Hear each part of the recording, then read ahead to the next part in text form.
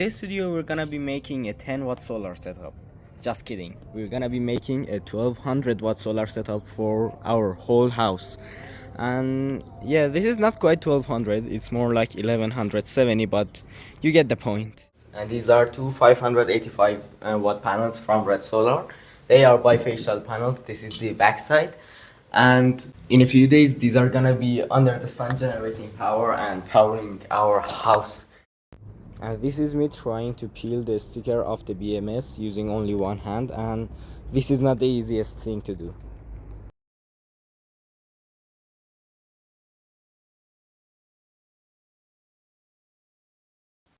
Here I'm making a battery pack for the cells that I'm gonna be using. I did not buy a pre-made battery because it would just use up all of our budget.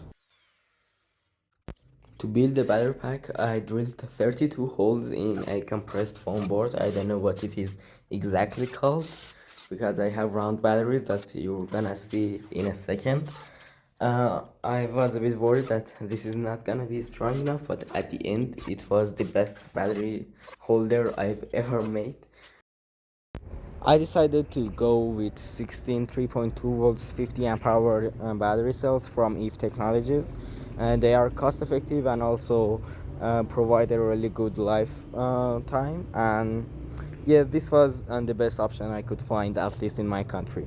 Now here I'm making standoffs to just keep the two halves of the battery pack together.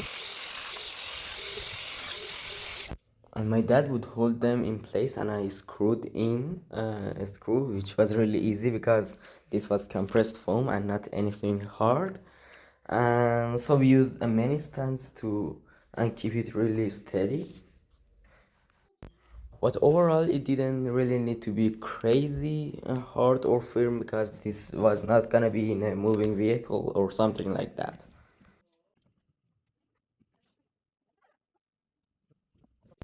And we did the same thing for the bottom half of it.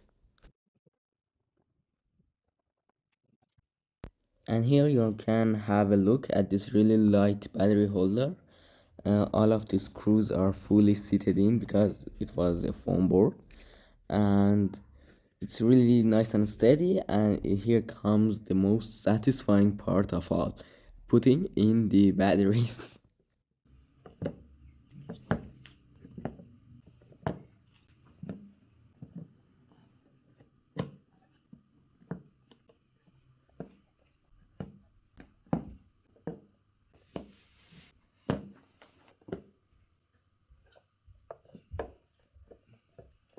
And I put too much airspace between the cells, which is not bad, but it made the battery pack really big.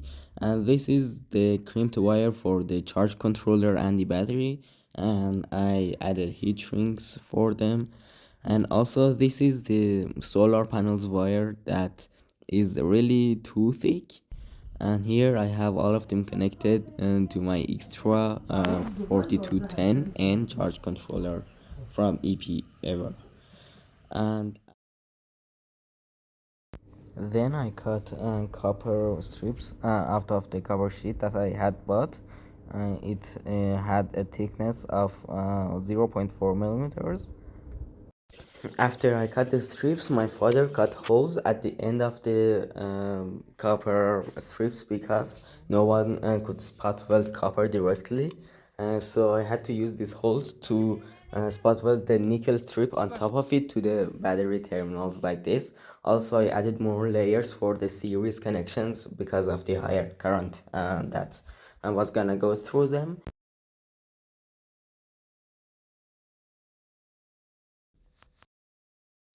And those two screws and that you see on the battery are for the $1 fuse that I'm gonna be using because I couldn't find anything better. And this is definitely not safe, but I'm gonna change it as soon as possible. Anyways, it was time to connect the BMS wires, and I think that after putting in the batteries, this is the second most satisfying part of this whole project.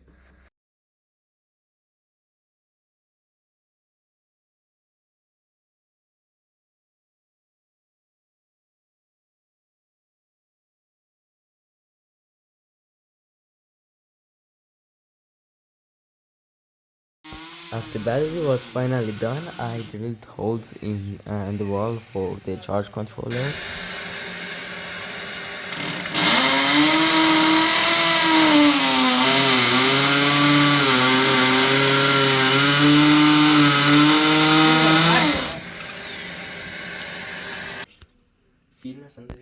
And then I screwed in the charge controller.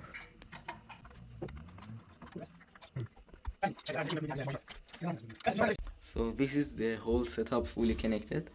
We have the inverter with its little teeny tiny wires. You won't believe, but the wires are smaller than the input wires from the charge controller. I don't know why always these Chinese manufacturers put tiny wires for their inverters. And definitely this is not enough, and I'm gonna improve it in the future. But I have used this $1 fuse on 100 amps. This is a charge controller that I have really securely connected with my hand. And at this point, it's almost ready, and you might be wondering why I said it's almost ready, although all of the connections were done. I would never ever think of the fact that I could not complete my solar system because of not having an internet connection. This is the dumbest thing that could ever happen in all of my life. As you may or may not know, there's an ongoing war in my country which has caused almost 20 days of internet blackout, and we've had no internet for 20 days right now.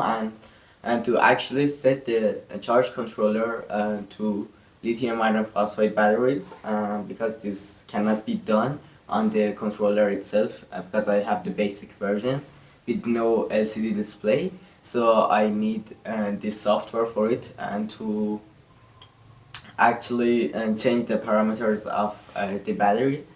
And because the fact that we have no internet connection, I couldn't download the software, and I'm still waiting for the internet connection to be back so I can download the software. But at least the inverter works. I have the output of here. I have connected the grid, and I can absolutely feel no difference from the um, public power. It is exactly the same. Also, I have the BMS here connected with the wires and wire locks that I have screwed in. And I have added this stands here to later add a cover on top of all these nickel and copper strips. And yeah, it's almost done. So flash forward 4 months, and here we are with our setup a little changed.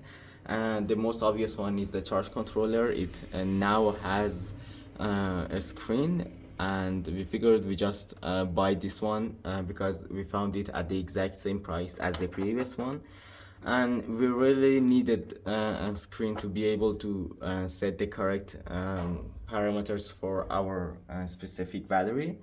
And yeah, it was about 45 days that we've had no internet connection, and we bought this thing, and from that day we've been using it flawlessly. And yeah, we've made and used about 22.3 kilowatt hours of energy. It's not much because we've only been using this setup for the 2-hour outages that sometimes hit. And yeah, it has made our life much easier. And as you can see, I've also added this outlet here with a wire that goes straight to one of the outlets in the room.